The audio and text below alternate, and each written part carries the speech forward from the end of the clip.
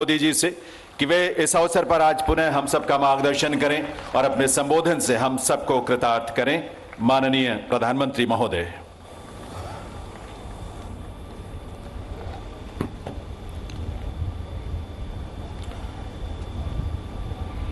केंद्रीय मंत्रिमंडल के मेरे साथी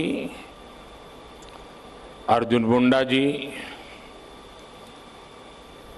फग्गन सिंह कुलस्ते जी, श्रीमती रेणुका सिंह जी, डॉक्टर भारती पवार जी, विश्वेश्वर टूडू जी, अन्य महानुभाव और देश के अलग अलग राज्यों से आए मेरे सभी आदिवासी भाई और बहनों, आप सभी को आदि महोत्सव की बहुत बहुत शुभकामनाएं। आजादी के अमृत महोत्सव में आदि महोत्सव देश की आदि विरासत की भव्य प्रस्तुति कर रहा है। अभी मुझे मौका मिला देश की आदिवासी परंपरा की इस गौरवशाली झांकी को देखने का।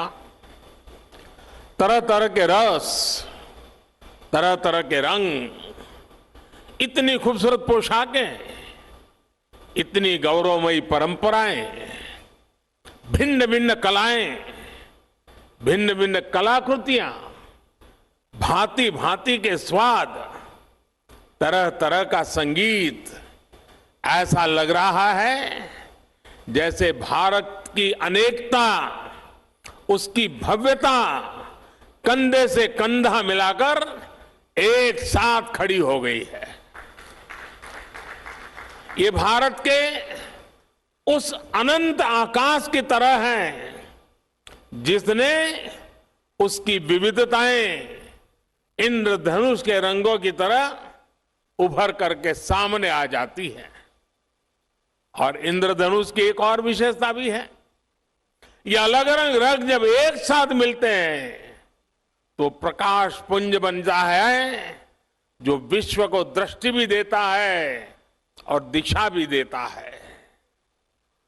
ये अनंत विविधताएं जब एक भारत श्रेष्ठ भारत के सूत्र में पिरोती हैं, तब भारत का भव्य स्वरूप दुनिया के सामने आता है। तब भारत अपने सांस्कृतिक प्रकाश से विश्व का मार्गदर्शन करता है। ये आदि महोत्सव विविधता में एकता, हमारे उस सामर्थ्य को नई ऊंचाई दे रहा है। ये विकास और विरासत, विकास और विरासत के विचार को और अधिक जीवंत बना रहा है। मैं अपने आदिवासी भाई बहनों को और आदिवासी हितों के लिए काम करने वाली संस्थाओं को इस आयोजन के लिए बधाई देता हूं। साथियों, 21वीं सदी का भारत सबका साथ सबका विकास के मंत्र पर चल रहा है। जिससे पहले दूर सुदूर समझा जाता था, अब सरकार दिल्ली से चलकर उसके पास जाती है।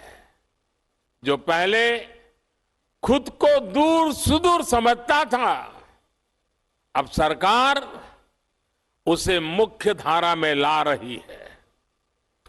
बीते 8-9 वर्षों में आदिवासी समाज से जुड़े आदि महोत्सव जैसे कार्यक्रम देश के लिए एक अभियान बन गए हैं। कितने ही कार्यक्रमों का मैं खुद भी हिस्सा बनता हूं। ऐसा इसलिए क्योंकि आदिवासी समाज का हित मेरे लिए व्यक्तिगत रिश्तों और भावनाओं का विषय भी है। जब मैं राजनीतिक जीवन में नहीं था, एक सामाजिक कार्यकर्ता के रूप में, संगठन के कार्यकर्ता के रूप में काम करता था, तो मुझे अनेकों राज्यों में और उसमें भी हमारे जनजातीय समूह के बीच जाने का अवसर मिलता था। मैंने देश के कोने कोने में आदिवासी समाजों के साथ, आदिवासी परिवारों के साथ कितने ही सप्ताह बिताए हैं। मैंने आपकी परंपराओं को करीब से देखा भी है, उसे जिया भी है और इनसे बहुत कुछ सीखा भी है। गुजरात में भी उमरगाम से अंबाजी तक गुजरात की पूरी पूर्वी पट्टी, उस आदिवासी पट्टे में जीवन के अत्यंत महत्वपूर्ण वर्ष मेरे आदिवासी भाई बहनों की सेवा में लगाने का मुझे सौभाग्य मिला था। आदिवासियों की जीवन शैली ने मुझे देश के बारे में, हमारी परंपराओं के बारे में, हमारी विरासत के बारे में बहुत कुछ सिखाया है।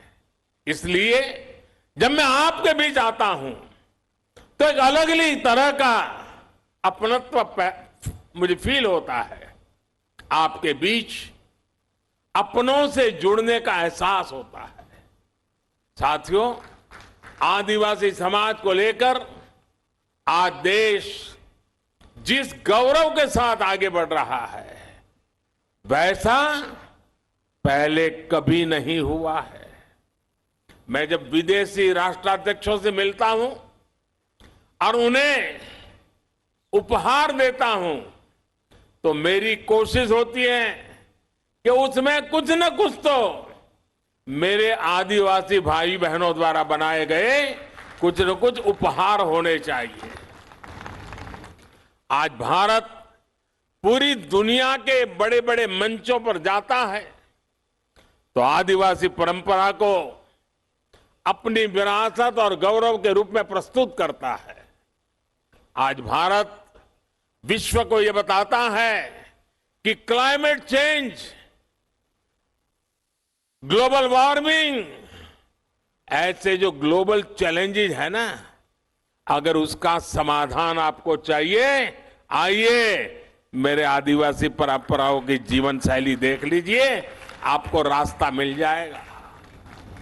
आज जब सस्टेनेबल डेवलपमेंट की बात होती है तो हम गर्व से कह सकते हैं कि दुनिया को हमारे आदिवासी समाज से बहुत कुछ सीखने की जरूरत है। हम कैसे पेड़ों से, जंगलों से, नदियों से, पहाड़ों से हमारी पीढ़ियों का रिश्ता जोड़ सकते हैं। हम कैसे प्रकृति से संसाधन लेकर भी उसे संरक्षित करते हैं, उसका संवर्धन करते हैं। इसकी प्रेरणा हमारे आदिवासी भाई बहन हमें लगातार देते रहते हैं। और यही बात आज भारत पूरे विश्व को बता रहा है। साथियों, आज भारत के पारंपरिक और खासकर जनजातीय समाज द्वारा बनाए जाने वाले प्रोडक्ट्स की डिमांड लगातार बढ़ रही है। आज पूर्वोत्तर के प्रोडक्ट्स विदेशों तक में एक्सपोर्ट हो रहे हैं। आज बैम्बू से बने उत्पादों की लोकप्रियता में तेजी से वृद्धि हो रही है। आपको याद होगा, पहले की सरकार के समय बैम्बू को काटने और उसके इस्तेमाल पर कानूनी प्रतिबंध लगे हुए थे। हम बैम्बू को घास की कैटेगरी में ले आए और उस पर सारे जो प्रतिबंध लगे थे उसको हमने हटा दिया। इससे बैम्बू प्रोडक्ट्स अब एक बड़ी इंडस्ट्री का हिस्सा बन रहे हैं। ट्राइबल प्रोडक्ट्स ज्यादा से ज्यादा बाजार तक आए, इनकी पहचान बढ़े, इनकी डिमांड बढ़े, सरकार इस दिशा में लगातार काम कर रही है। वन धन मिशन का उदाहरण हमारे सामने है।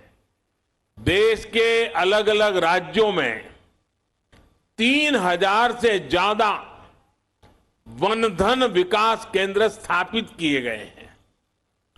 2014 से पहले ऐसे बहुत कम लघु वन उत्पाद होते थे जो एमएसपी के दायरे में आते थे। अब ये संख्या बढ़कर 7 गुना हो गई है। अब ऐसे करीब 90 लघु वन उत्पाद है जिन पर सरकार मिनिमम सपोर्ट प्राइस एमएसपी दे रही है। 50,000 से ज्यादा वनधन स्वयं सहायता समूह के जरिए लाखों जनजातीय लोगों को इसका लाभ हो रहा है। देश में जो स्वयं सहायता समूहों का एक बड़ा नेटवर्क तैयार हो रहा है, उसका भी फायदा आदिवासी समाज को हुआ है। 80 लाख से ज्यादा स्वयं सहायता समूह, सेल्फ हेल्प ग्रुप्स इस समय अलग अलग राज्यों में काम कर रहे हैं। इन समूहों में 1.25 करोड़ से ज्यादा ट्राइबल मेंबर्स हैं, उसमें भी हमारी माताएं बहनें हैं। इसका भी बड़ा लाभ आदिवासी महिलाओं को मिल रहा है।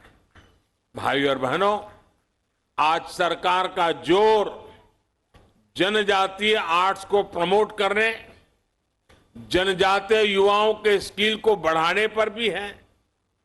इस बार के बजट में पारंपरिक कारीगरों के लिए पीएम विश्वकर्मा योजना शुरू करने की घोषणा भी की गई है। पीएम विश्वकर्मा के तहत आपको आर्थिक सहायता दी जाएगी, स्किल ट्रेनिंग दी जाएगी, अपने प्रोडक्ट की मार्केटिंग के लिए सपोर्ट किया जाएगा। इसका बहुत बड़ा लाभ हमारी युवा पीढ़ी को होने वाला है। और साथियों, ये प्रयास केवल कुछ एक क्षेत्रों तक सीमित नहीं है।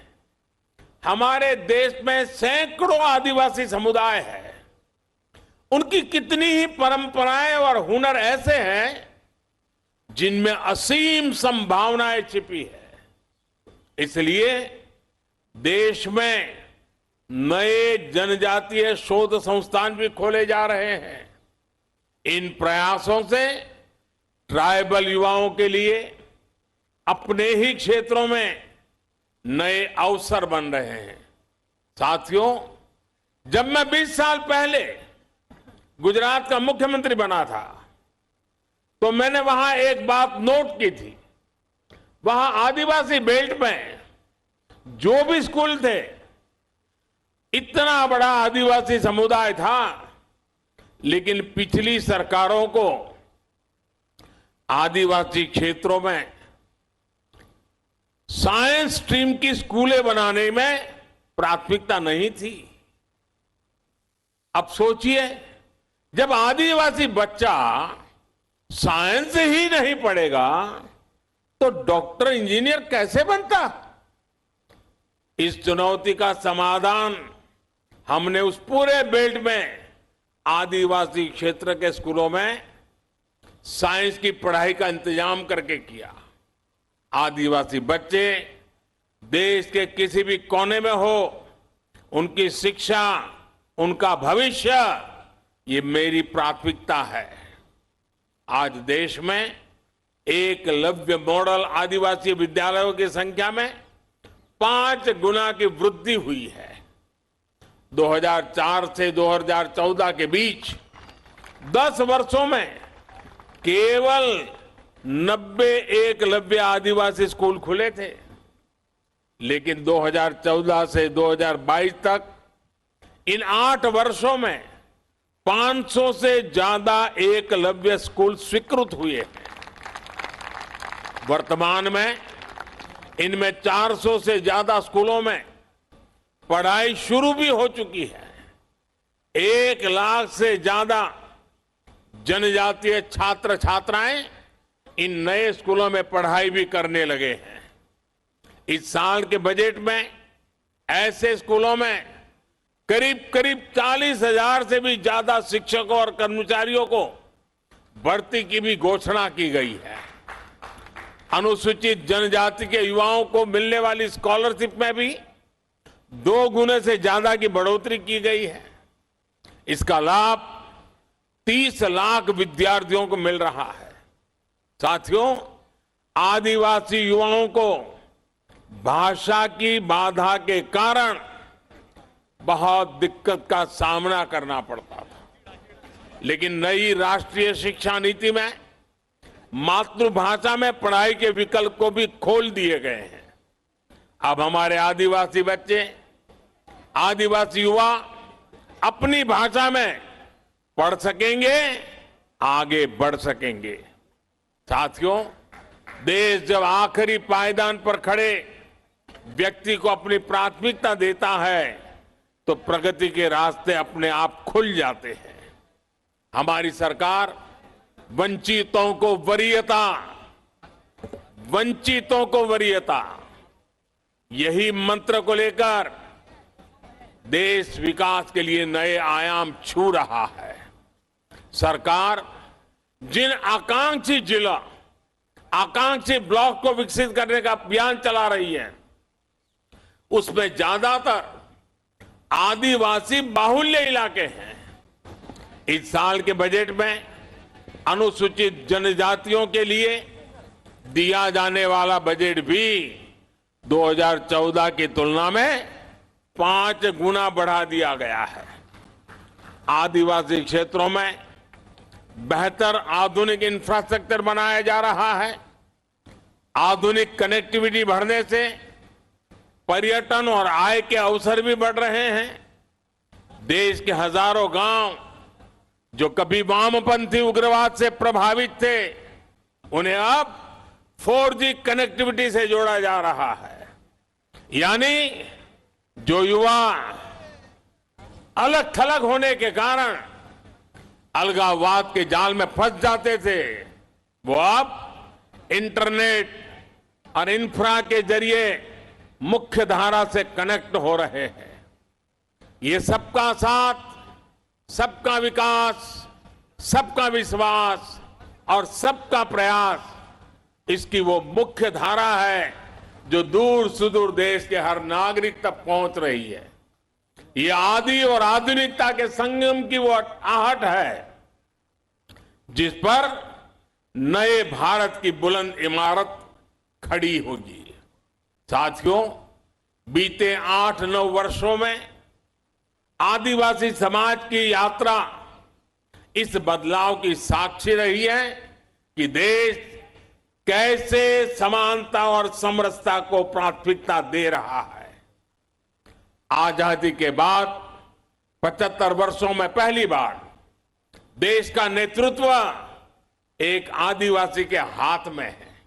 पहली बार एक आदिवासी महिला राष्ट्रपति जी के रूप में सर्वोच्च पद पर भारत का गौरव बढ़ा रही है। पहली बार आज देश में आदिवासी इतिहास को इतनी पहचान मिल रही है। हम सब जानते हैं कि देश की आजादी की लड़ाई में हमारे जनजातीय समाज के उनका कितना बड़ा योगदान रहा है, कितनी बड़ी भूमिका निभाई थी। लेकिन दशकों तक इतिहास के उन स्वर्णिम अध्यायों पर, वीर वीरांगनाओं के उन बलिदानों पर पर्दा डालने के प्रयास होते हैं। अब अमृत महोत्सव में देश ने अतीत के उन भूले बिसरे अध्यायों को देश के सामने लाने का बीड़ा उठाया है। पहली बार देश ने भगवान बिरसा मुंडा की जन्म जयंती पर जनजातीय गौरव दिवस मनाने की शुरुआत की है। पहली बार अलग अलग राज्यों में आदिवासी स्वतंत्रता सेनानी म्यूजियम खोले जा रहे हैं। पिछले साल ही मुझे झारखंड के रांची में भगवान बिरसा मुंडा को समर्पित म्यूजियम के लोकार्पण का अवसर मिला था। ये देश में पहली बार हो रहा है, लेकिन इसकी छाप आने वाली कई पीढ़ियों में दिखाई देगी। ये प्रेरणा देश को कई सदियों तक दिशा देगी। साथियों, हमें हमारे अतीत को सहेजना है, वर्तमान में करते हुए भावना को शिखर पर ले जाना है और भविष्य के सपनों को साकार करके ही रहना है। आदि महोत्सव जैसे आयोजन इस संकल्प को आगे बढ़ाने का एक मजबूत माध्यम है। हमें इसी एक अभियान के रूप में आगे बढ़ाना है, एक जन आंदोलन बनाना है। ऐसे आयोजन अलग अलग राज्यों में भी ज्यादा से ज्यादा होने चाहिए। साथियों, इस वर्ष पूरा विश्व भारत की पहल पर इंटरनेशनल मिलेट ईयर भी मना रहा है। मिलेट्स, जिसे हम आमतौर भाषा में मोटे अनाज के रूप में जानते हैं और सदियों से हमारे स्वास्थ्य के मूल में ये मोटा अनाज था और हमारे आदिवासी भाई बहन के खान पान का वो प्रमुख हिस्सा हो रहा है। अब भारत ने ये मोटा अनाज, जो एक प्रकार से सुपर फूड है, इस सुपर फूड को श्री अन्न की पहचान दी है। जैसे श्री अन्न बाजरा, श्री अन्न ज्वार, श्री अन्न रागी, ऐसे कितने ही नाम हैं। यहां के महोत्सव के फूड स्टॉल पर भी हमें श्री अन्न का स्वाद और सुगंध देखने को मिल रही है। हमें आदिवासी क्षेत्रों के श्री अन्न का भी ज्यादा से ज्यादा प्रचार प्रसार करना है। इसमें लोगों को स्वास्थ्य का लाभ तो होगा ही, आदिवासी किसानों की आय भी बढ़ेगी। मुझे भरोसा है अपने इन प्रयासों से हम साथ मिलकर विकसित भारत के सपने को साकार करेंगे। और जब मैं आज मंत्रालय ने दिल्ली में इतना बड़ा आयोजन किया है, देश भर के हमारे आदिवासी भाई बहन अनेक विविधतापूर्ण चीजें बना करके यहां लाए हैं। खास करके खेत में उत्पादन उत्तम चीजें यहां लेकर के आए हैं। मैं दिल्ली वासियों को, हरियाणा के नजदीक के गुरुग्राम वगैरह इलाके के लोगों को, उत्तर प्रदेश के नोएडा गाजियाबाद के लोगों को आज यहां से सार्वजनिक रूप से आग्रह करता हूं, जरा दिल्ली वासियों को विशेष आग्रह करता हूं कि आप बड़ी तादाद में आइए। आने वाले कुछ दिन ये मेला खुला रहने वाला है। आप देखिए दूर सुदूर जंगलों में इस देश की कैसी कैसी ताकतें देश का भविष्य बना रही है। जो लोग हेल्थ कॉन्शियस है, जो डाइनिंग टेबल की हर चीज में बहुत ही सतर्क है, विशेष करके ऐसी माताओं बहनों से मेरा आग्रह है कि आप आइए। हमारे जंगलों की जो पैदावारें हैं वो शारीरिक पोषण के लिए कितनी समृद्ध है, आप देखिए, आपको लगेगा और भविष्य में आप लगातार वहीं से मंगवाएंगे। अब जैसे यहां हमारे नॉर्थ ईस्ट की हल्दी है, खास करके हमारे मेघालय से, उसके अंदर जो न्यूट्रिशनल वैल्यूज हैं वैसी हल्दी शायद दुनिया में कहीं नहीं है। अब जब देखते हैं, पता चलता है तो लगता है हां, अब हमारे किचन में यही हल्दी हम उपयोग करेंगे। और इसलिए मेरा विशेष आग्रह है, दिल्ली, हरियाणा और उत्तर प्रदेश के जो इलाके यहां पास पास में हैं वो यहां आए। और मैं तो चाहूंगा दिल्ली दम दिखाएं कि मेरे आदिवासी भाई बहन जो चीजें लेके आए हैं, एक भी चीज उनको वापस ले जाने का मौका नहीं मिलना चाहिए। सारे के सारे यहां बिक्री हो जानी चाहिए। उनको एक नया उत्साह मिलेगा हमें एक संतोष मिलेगा। आइए हम मिलकर के इस आदि महोत्सव को चिरस्मरणीय बना दें, यादगार बना दें, बहुत सफल बना करके रखें। आप सबको मेरी तरफ से बहुत बहुत शुभकामनाएं, बहुत बहुत धन्यवाद।